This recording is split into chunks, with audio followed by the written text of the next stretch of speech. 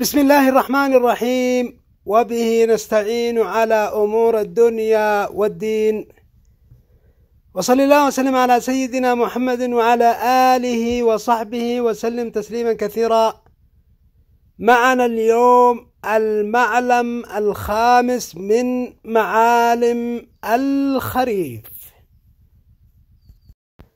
فخامس علان يبدأ بتاريخ 9 سبتمبر وينتهي في 22 من سبتمبر.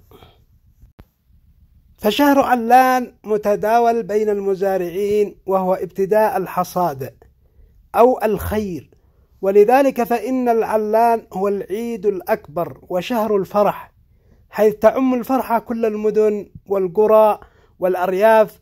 فالأرض المعطاة تبدأ في منح خيراتها، والمزارعين يجيدون جهودهم وقد أثمرت ووصلوا ما تمنوا.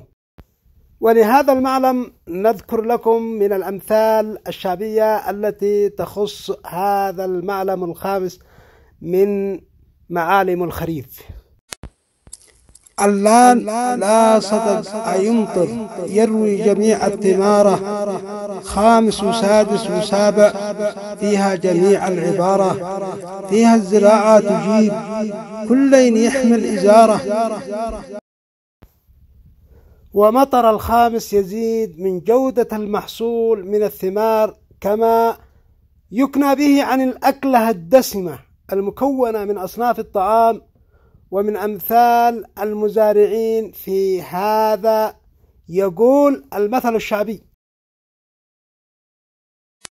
مطر الخامس يرد الخريف داعس، والدره بتلامس.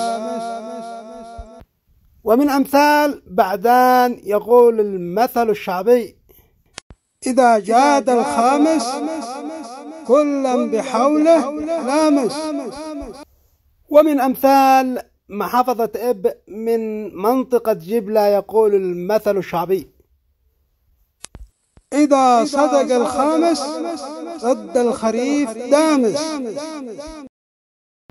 ومن أمثال المناطق المسطى يقول المثل الشعبي: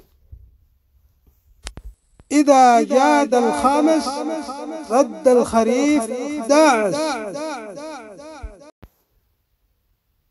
وفي الخامس تحرث الأرض.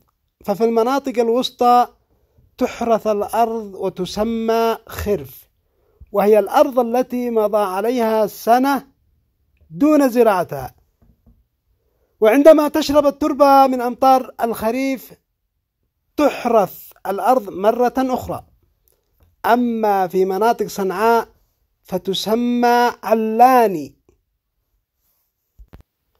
وبعد مضي أيام تحرث الأرض مرة ثانية لزيادة إنتاج محصول الثمار، وتسمى في العلوم الزراعية باسم الدورة الزراعية، لإعادة خصوبة التربة للإنتاج الزراعي مرة ثانية. وأمثال المزارعين تؤكد ذلك. فمن أمثال برط محافظة الجوف يقول المثل الشعبي: أوصيك بشغل أرضك بين المراسي وعلان. المراسي من الرس، وهو الانقلاب الشتوي الموافق 21 سبتمبر. ومن كوكبان شبام يقول المثل الشعبي: شقب الخامس صيف العلان.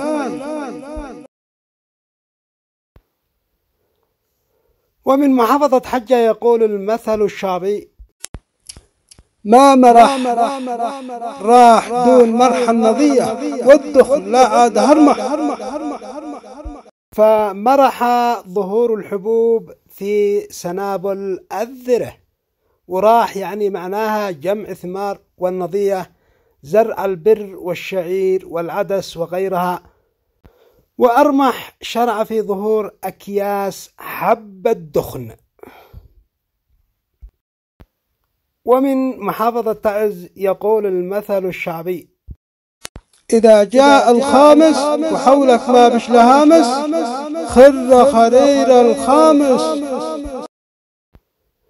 والمعنى إذا دخل الخامس ومضت فترته وحبوب الذرة في سنابلها خفيفة أو صغيرة جدا ولم تظهر في أول المعلم فلا يؤمل على محصول الغلة. ومن الأمثال المشتركة للمزارعين في دخول الخامس يقول المثل الشعبي: الخامس بلا مقياس والثريا فوق الراس. وهذا المثل هو الجامع أو المرجع لجميع المزارعين في ضبط حساباتهم. ومن أمثال محافظة إب يقول المثل الشعبي: في الخامس الذرة بتلامس والعدس أخضر ويابس والخامس كله لهامس.